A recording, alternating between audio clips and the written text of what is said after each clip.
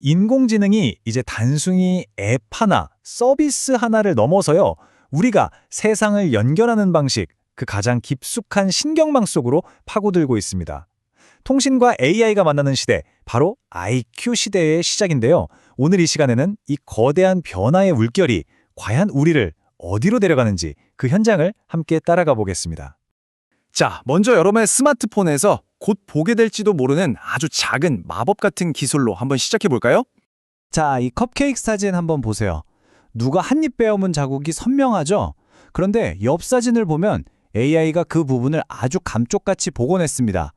이게 그냥 포토샵 필터 같은 게 아니고요.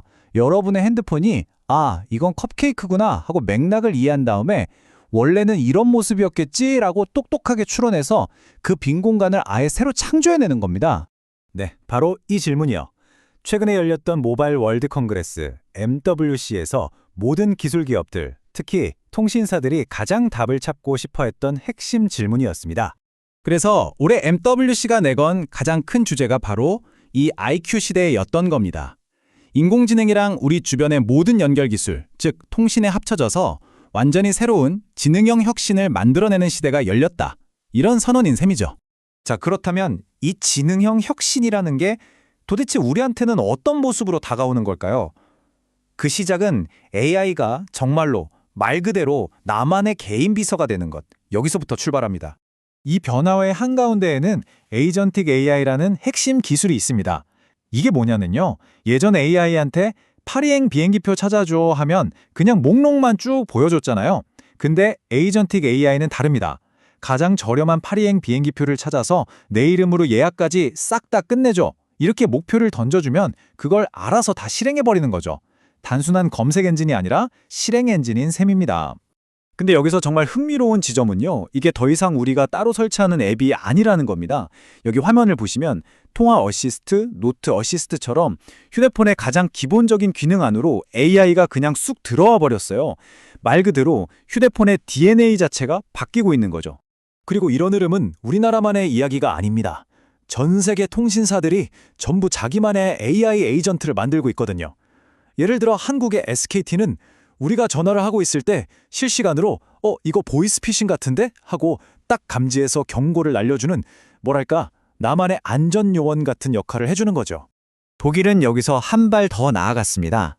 도이치텔레콤은 아예 통신 서비스 자체에 AI 비서를 그냥 넣어버렸어요. 이게 뭘 의미하냐면요.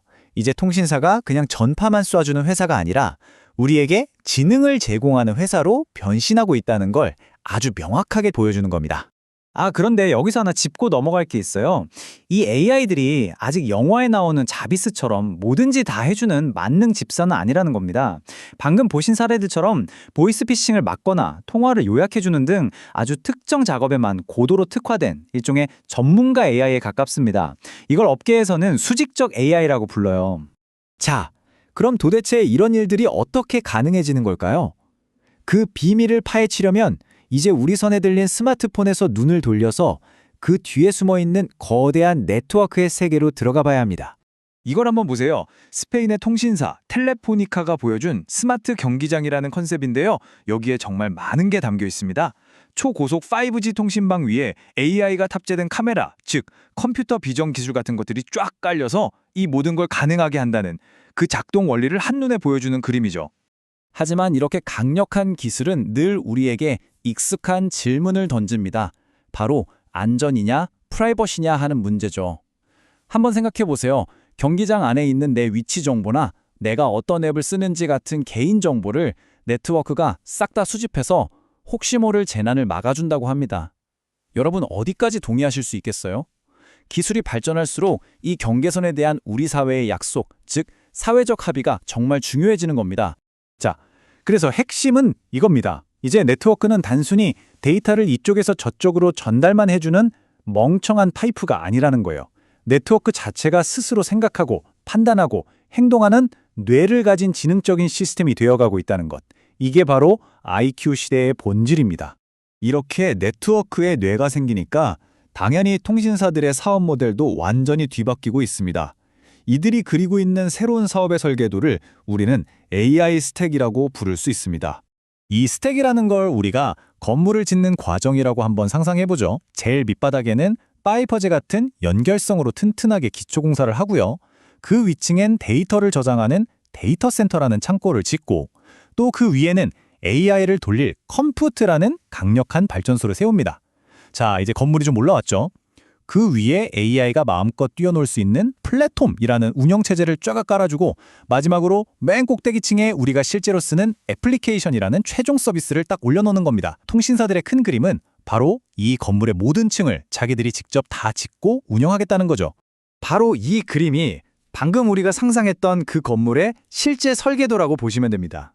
맨 아래에 있는 연결성, 데이터 센터 같은 인프라부터 맨 위에 있는 최종 소비자 서비스까지 이 모든 걸 하나로 묶어서 사업을 하겠다는 통신사의 전략이 한눈에 딱 들어오죠. 결국 통신사들의 전략은 아주 명확한 투트랙인 셈입니다.